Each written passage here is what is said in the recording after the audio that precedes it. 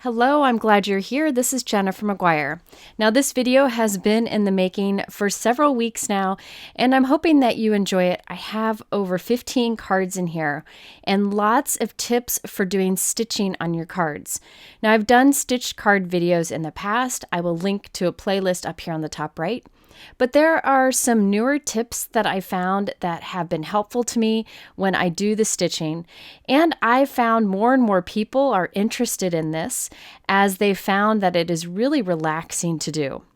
I also like that more and more companies are coming out with products for stitching on your cards.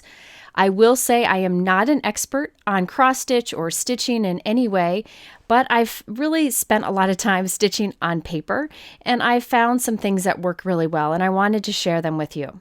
Now, if you aren't into stitching on cards, I encourage you to still watch because I have some fun tips along the way for just putting the cards together in general.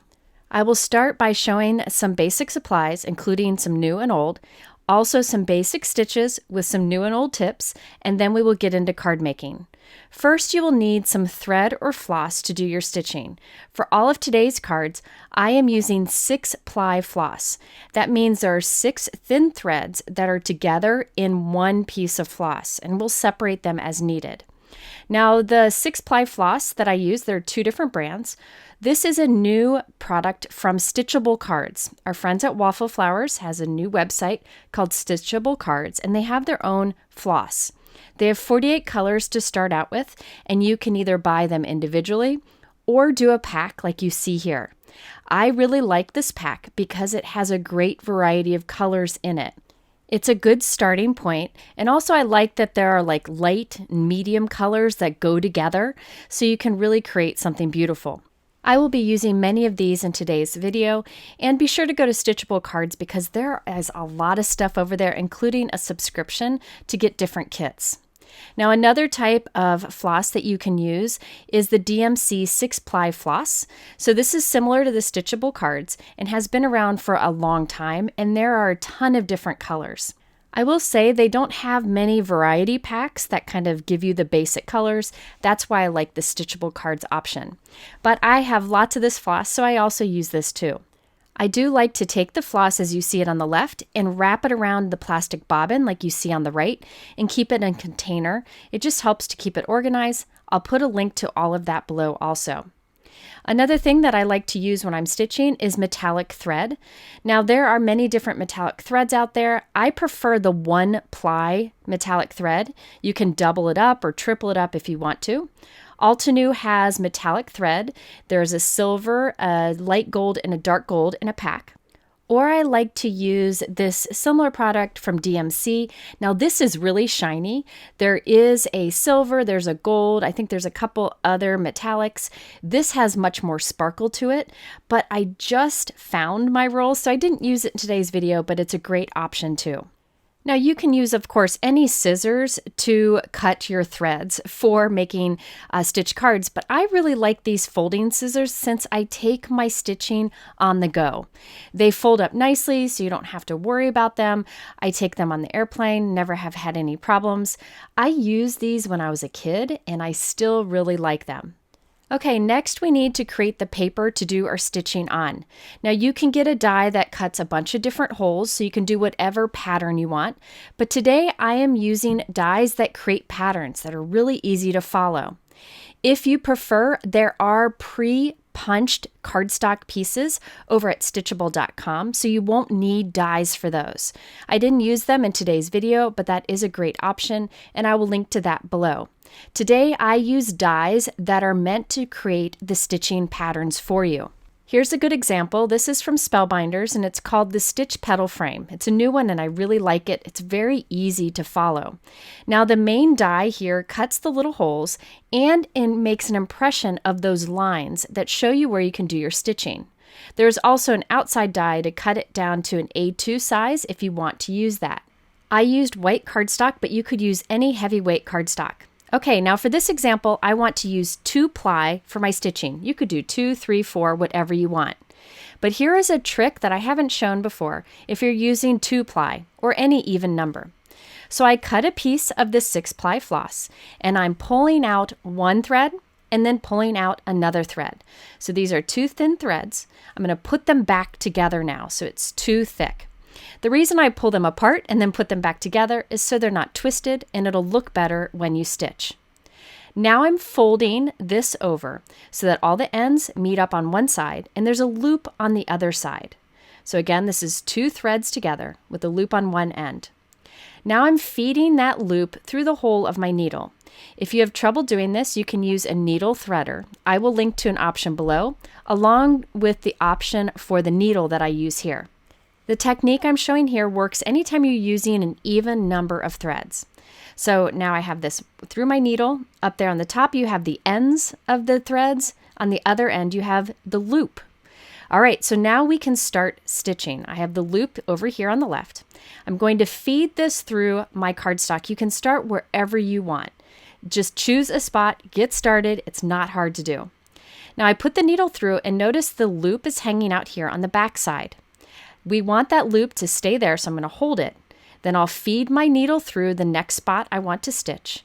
And now I'll take the needle and put it through that loop and then pull tight. So this is a good way to get started and keep your threads secure. So now I can go and do stitching and the back looks fine.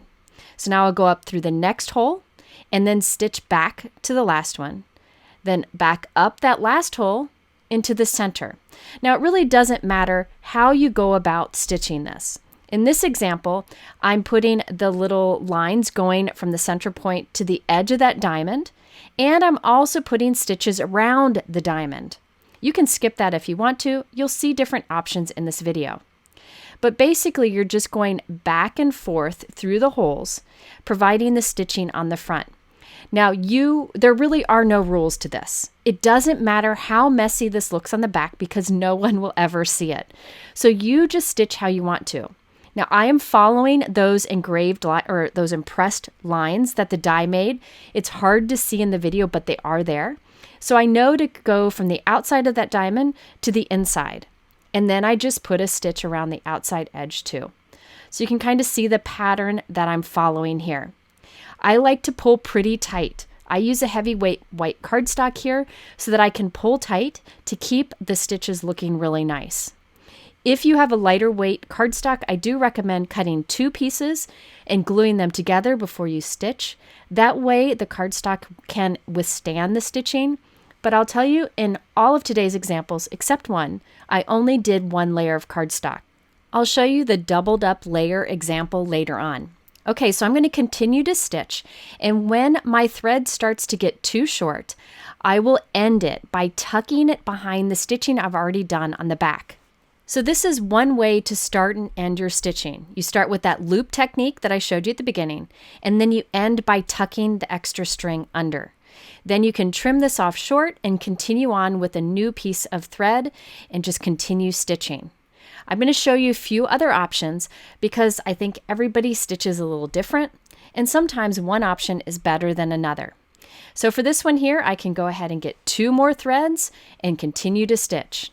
Now, before I show you another method for starting and stopping your stitching, I did want to mention that you can change your colors as you go. If you notice on this background here, I have different shades of blue in my pattern. To do this, I like to kind of create my own pattern within the pattern that the die creates. So here I decided to use this dark blue for these stitches along the top of that diamond shape. Then I will do the same stitching pattern on the left-hand side of the diamond shape, the bottom and the right-hand side. So I'm skipping the stitching between these areas, and I will come back later with a lighter blue and fill in those areas. So don't feel like you have to use one color to fill in the whole stitching. You can switch colors whenever you want. Just jump around like this. Again, it doesn't matter how messy the back is. No one will ever see it. There is another way to change the color of your stitching as you do these patterns, and that is to use a variegated floss. So you can get the 6-ply floss in a variegated options that change colors as you go. But I prefer to use just solid colors of thread so I can create my own patterns. I do think it's best to keep it simple and do each area of stitching the same color when you're starting out. All right, let's do another technique for starting and stopping your stitching. This time I'm using 3-ply instead of 2.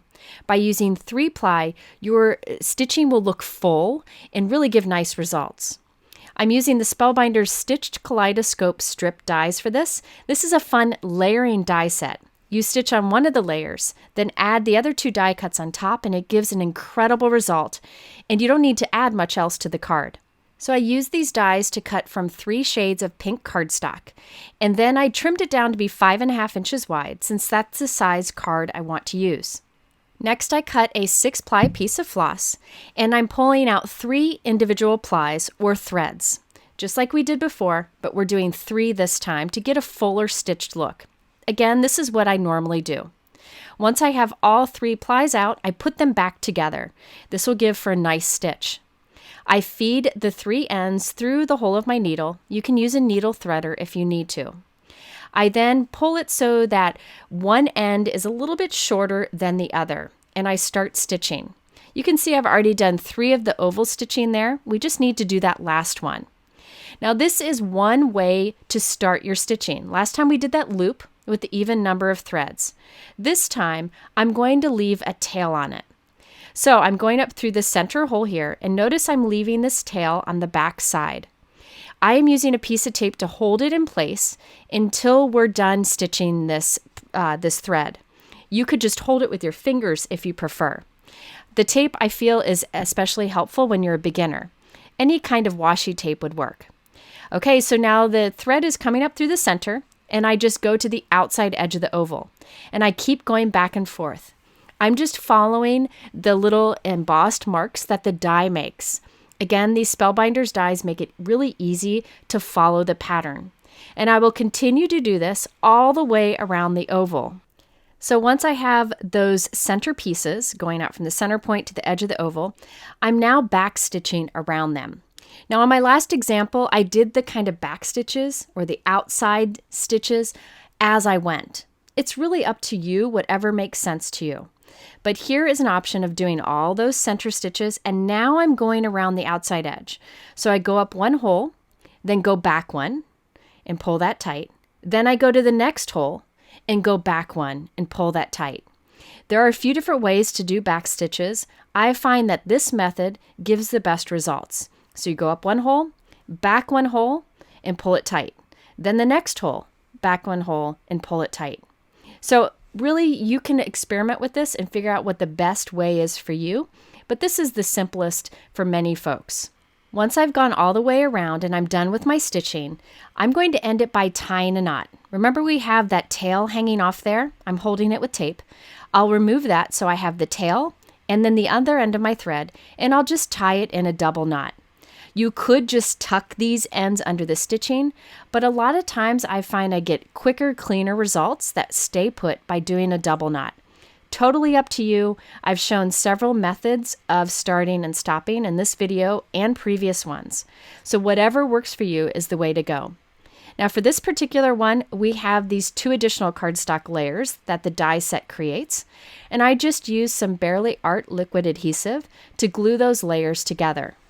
So look at these beautiful results. I did the stitching in front of the TV while I was watching a movie, and then I put the card together at my desk. Okay, I have one more way of starting and stopping stitching. This one is another good one for a beginner. This time I'm using the Spellbinders Stitched Medallion die set. Now this comes with the outline die and the stitching die. You can use these together separately, which I think is a great option. Now in this example, I'm just using the stitching die alone and cutting it from the center of a 4 1/4 by 5.5 inch piece of white cardstock. So this stitching die is smaller than a background, right? But I'm cutting it from the background. It'll take less time to stitch since there's less holes. And by keeping it a bigger piece, it's easier to do the stitching because you have something to hold onto. So if you're a beginning stitcher, this is a good option. So I have 3 ply of thread going through my needle, just like I showed you on the last example. This time I'm going up through one of the holes from the back, and I'm going to hold that tail once again. We did this on the last example. So I put a piece of tape there, and now I can start stitching. Again, I'm following the embossed lines that the die creates. Keep in mind, you don't also have to stitch every hole. You can leave some open. I prefer to add all of those little details, but you don't need to. In fact, this die would even look beautiful without stitching. You could just use it as a focal point, add a beautiful sentiment in the center, put a beautiful color of cardstock behind it to show through, and add some gems and you're good to go. I just enjoy the stitching process a lot. I encourage you to give it a try because it's a great way to make a really special card and to get some time to relax. After doing the back stitch around the outside edge, I'll take my other end and I'm going to put those two together and tape them. Last time I tied them in a double knot. This time I'm just taping the two ends since I have this extra white space over here. No one will ever see the back. So that is again another option for ending your stitching. There are some other ideas out there, but I find those that I shared here are the best ones when using cardstock. Okay, now if you are stitching on smaller, more delicate pieces or using lighter weight cardstock, I have some tips for you. This time I'm using the Spellbinders Stitched Flower die set. You can see there are outline dies and the stitching dies. So you can stitch right from the center of a solid piece of cardstock or use the outline die to get a piece like this. Look at the detail it creates, making it easy to figure out where your stitches should go. Because I'm using an 80-pound cardstock here, and because this is a pretty delicate die cut because of the petals, I die cut two and I'm gluing them together. This will make it sturdier as I pull my stitches tight and I handle it a lot while I'm doing my stitching. If you're ever unsure, just cut two of everything, glue them together. It'll make for a stronger piece to stitch on. This time I'm again using 3-ply of floss, and I've thread that through my needle. I'll keep a little tail here on the back. There's not much room to tape that tail, so I'm just holding it with my left hand, holding it in place as I start my stitching. Once I've done a few stitches, I don't need to hold that tail anymore. If I wanted to, I could make the tail get covered by my stitches by holding it to the back side of the area I'm stitching. But I always like to just kind of tuck it in at the end or tape it. It just makes for easier stitching process. So here you can see I'm going from the center to the edge, following those embossed lines that the die creates. Now once I'm done, I could tie this into a double knot, but I'm just going to stretch my thread across to the petal that's across from it so I can continue stitching.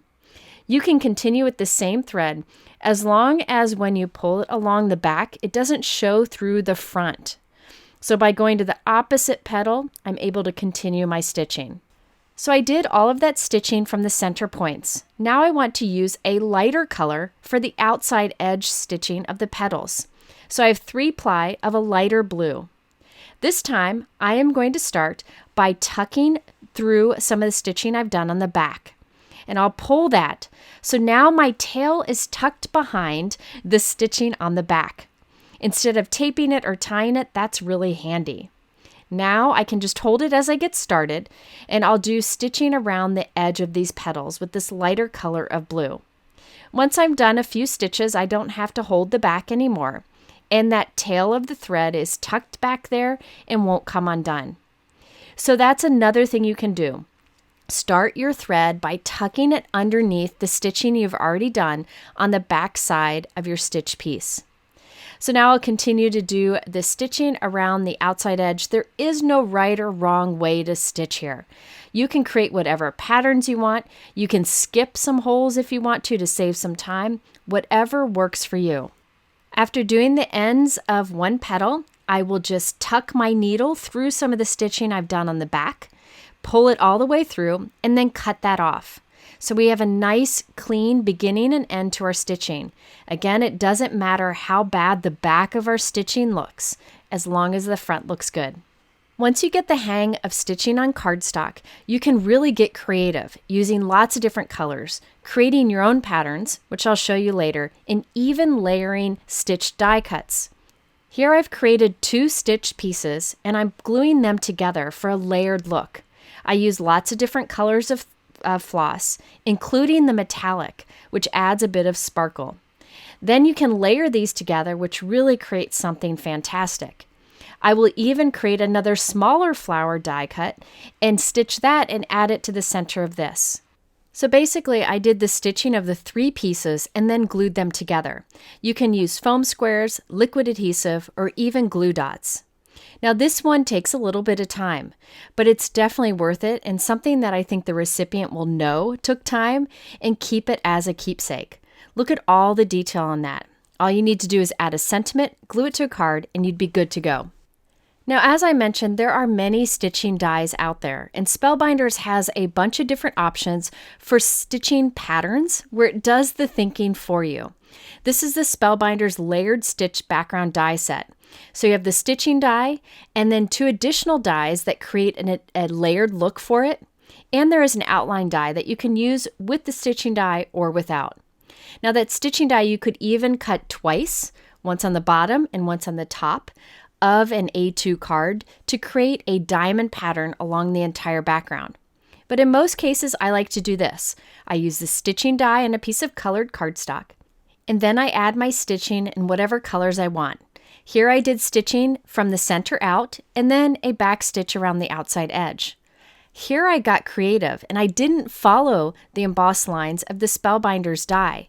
Instead, I did some stitches from the inside out, but then I did like a square stitch over the top of it. So once you get used to doing this, you can change up the patterns to create whatever look you want. These diamond patterns are really good for getting creative. Once you get the basics, you can really step it up. Here I'm showing a comparison. Over on the right, on the pool piece, you can see how it was really intended to be stitched. On the left, I changed up the pattern to get a different look. Next, I just wanted to show you more stitching that I've done using different dies. Then we'll turn them all into cards. This is the Spellbinders Diamond Stitched Etched die. Now this is an inexpensive die that creates a border on a card, or you can use it repeatedly to cover an entire background, or you can create your own pattern like I did here. I actually made this one quite a while ago.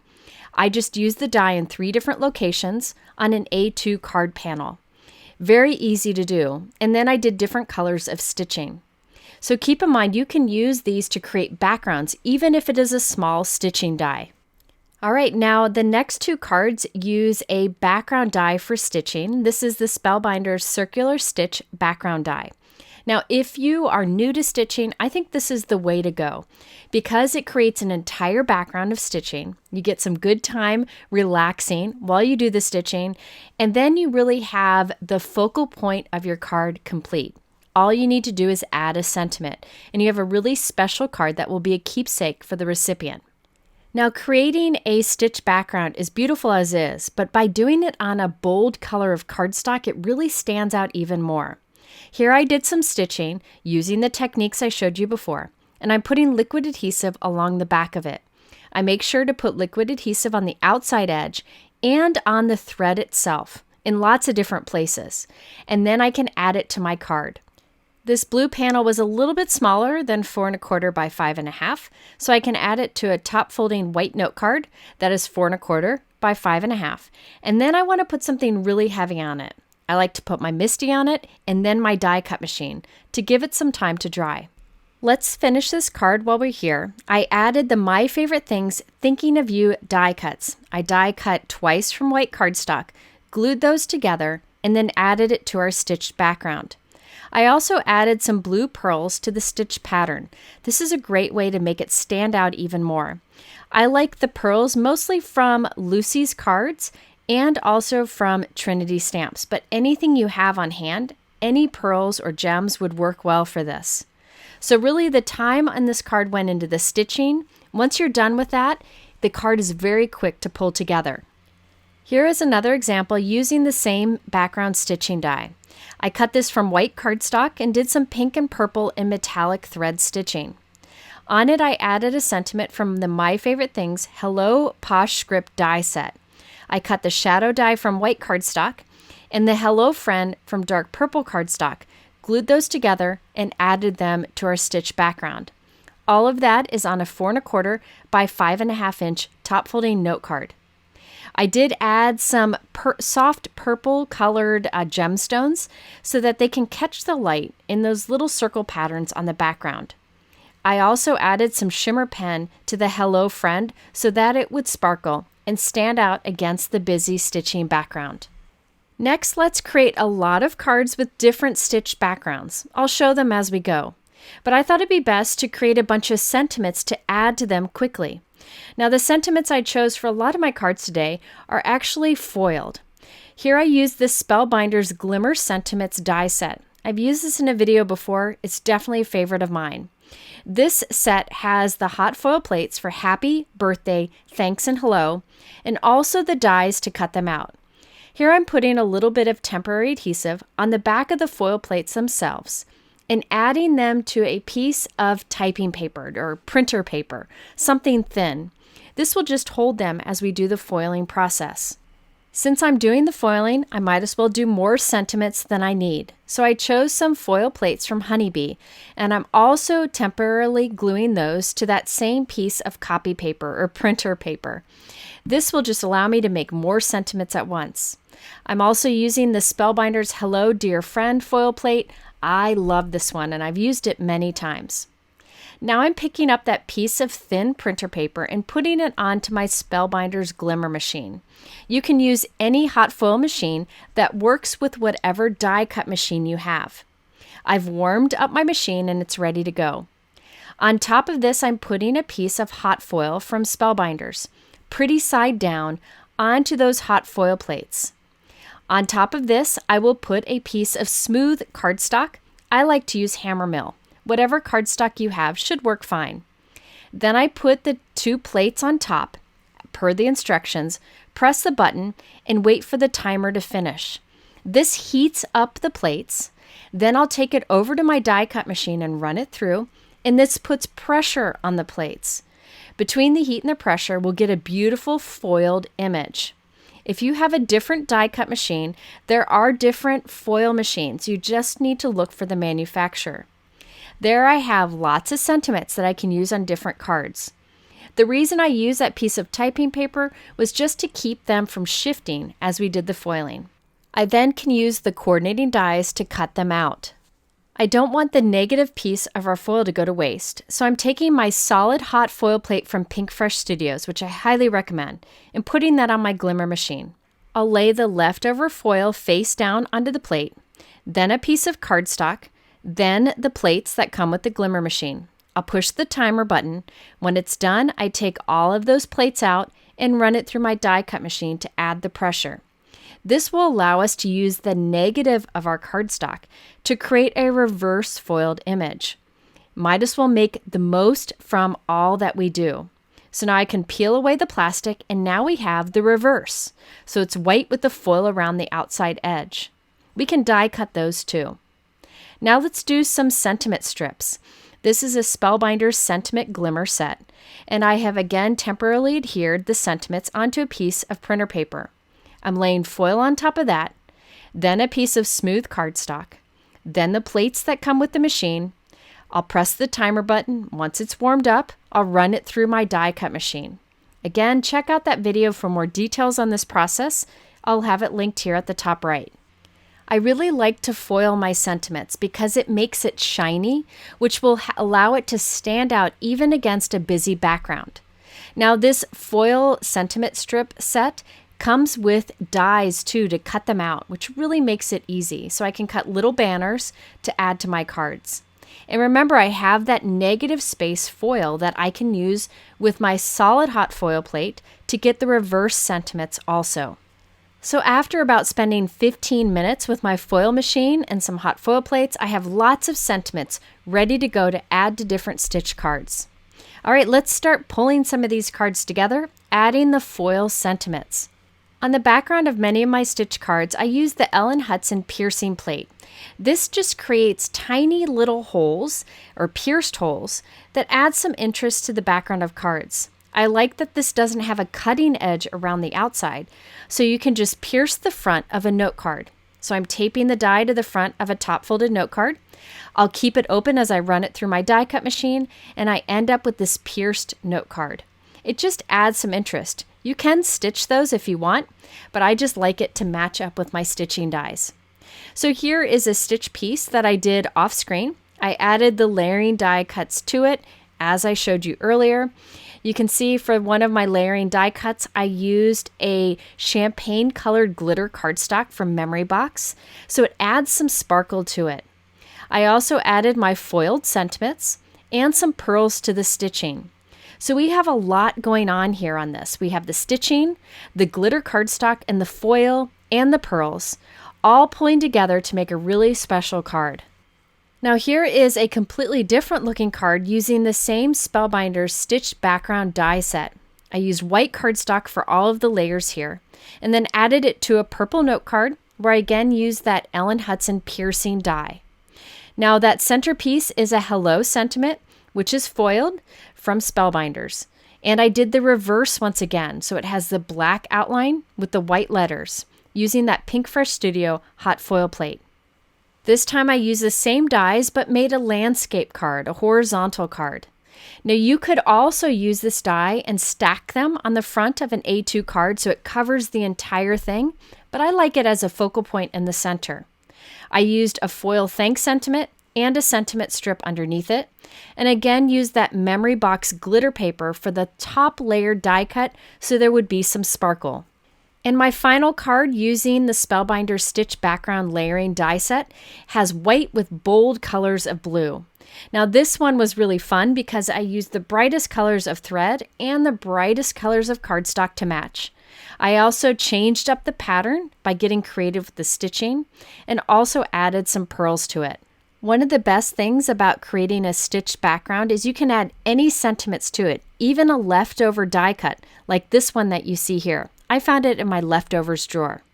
Besides being relaxing to create, one of the other great things about creating stitched pieces for your cards is you can use them along with other products you have on hand. Here I'm using the Simon Says Stamp Detailed Bohemian Plate die, which does a piercing pattern similar to what we did with Ellen Hutson, but more in a decorative pattern.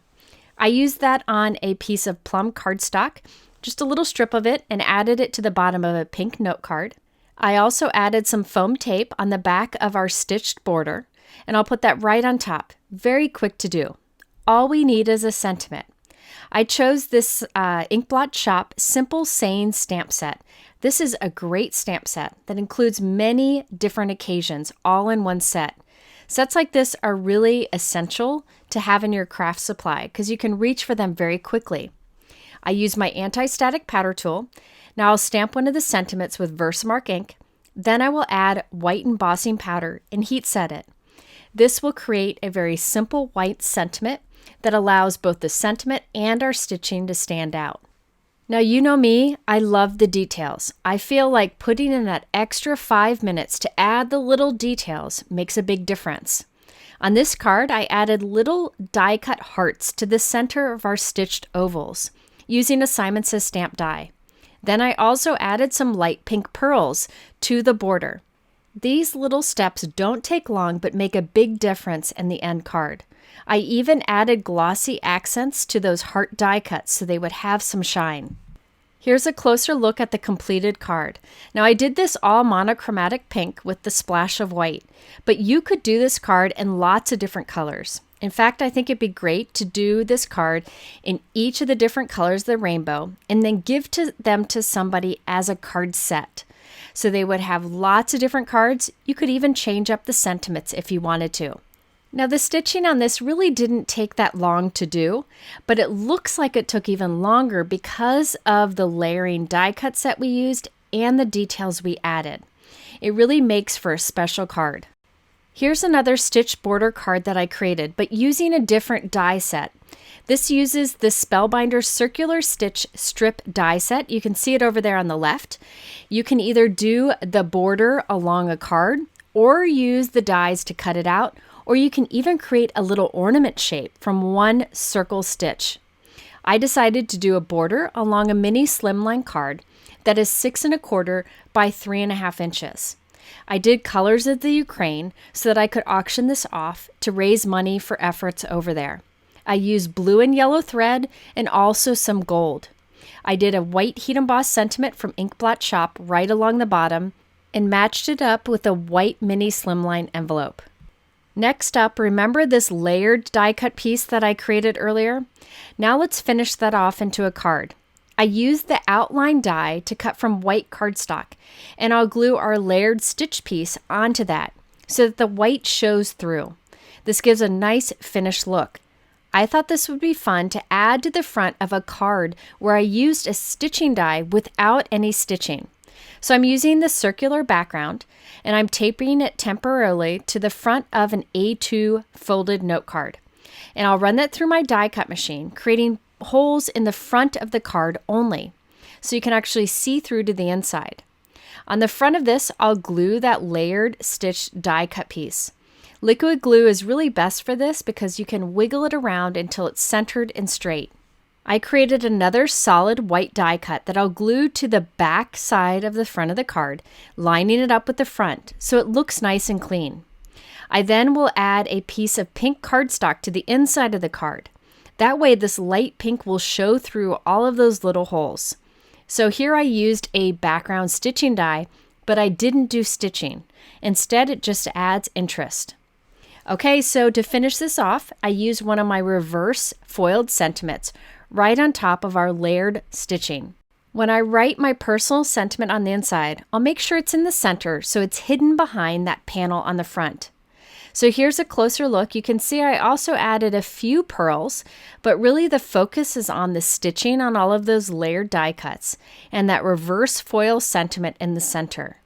So this shows how you can really go all out with your stitching, layer up the pieces, and make something really extra special. I feel it's best when you can get a lot of different looks from one die set.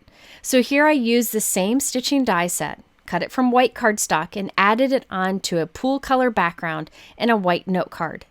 I did some simple stitching with blue thread, and then I added some pearls for a little extra dimension. I used a foil hello sentiment in the center, and then we're good to go. Using stitching on your cardstock is a great way to make your clean and simple cards even more impactful. Now this is one of my other favorite cards from this video. I used the same stitching die set, but this time I did a rainbow look. I used this stitching die on a solid piece of white cardstock. You saw me start the stitching earlier in the video. I did a rainbow look with the stitching, and then I did little die cut inlay pieces. You can see there's little pink, orange, yellow, green, and blue pieces glued into the openings of that background die. I then just added some colorful pearls and a simple sentiment strip from Simon Says Stamp to the center. That background is glued onto a black note card, and I did add a white panel on the inside to write our personal sentiment. By the way, I know I'm going through these pretty quickly, but I have photos and supplies for all of these cards over on my blog, so you can check that out too. It's linked below in my description. Okay, now for these little individual flowers and leaves that I started earlier in this video.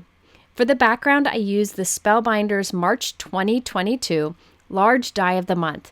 The dies that are included in the set are over there on the left. I love this big background die that is great for slimline, but I'm using it on a mini slimline card. My mini slimline card is 6 1/4 by 3 1/2 inches, and I made it from Simon Says Stamp Fog cardstock, which is a light gray. The die cut I put on top is white. Now I glued that on top, put something heavy on it while it dried, and I can trim off the excess. There are additional die cuts in the set to create a little bit of layering with some of the flowers, and I also did those from white cardstock. On top of that, I added our stitched flowers and leaves, which I started earlier in this video, and a layered sentiment from the Memory Box Love You Posh script die set, which I made from white and black cardstock. Now this was a mini slimline card, but I have some elements hanging off the edge, so I'll put it into an A7 envelope, which is meant for a 5x7 card. Don't be afraid to have some of your elements hang off your card. Just put it in a bigger envelope. Now you could have created this card minus the stitching and it would still look great. With the little piercing on those flowers and leaves, you don't have to do the stitching, but I promise you, it's really relaxing and fun to do. All right, let's finish off with some of our stitched backgrounds that I quickly turned into cards. Now this one used the background die that I showed you at the beginning of this video. This one I could do all the stitching off screen, in front of a movie, or hanging out with my family. Then all I have to do is glue it onto a A2 card, 4 1/4 by 5.5 inches, add a sentiment in the middle, and little gemstones and pearls if you would like. Now this next one looks very different because I use different colors. That's all it takes when you do stitching. This one I use colors of Ukraine, and I plan to auction this off over in my Facebook group in a couple of weeks. I'll put a link below if you're interested. I used a foil sentiment strip across the center and then some gold pearls to really make it shine. I will say these stitch backgrounds are a great opportunity to try out new and fun color combinations. Maybe it's something you've wanted to try or something that was inspired by something you saw in a magazine. But bold and fun is the way to go with these stitch backgrounds. All you need to do is add the sentiment, glue it to a card, and you're ready to go. Here I did some bold colors on some darker colors of cardstock to give a completely different look than the one that's on the white. I apologize that this video was so long, but I hope it reminds you to find what you enjoy in crafting and use it as your bit of relaxation or your escape from everything that's going on.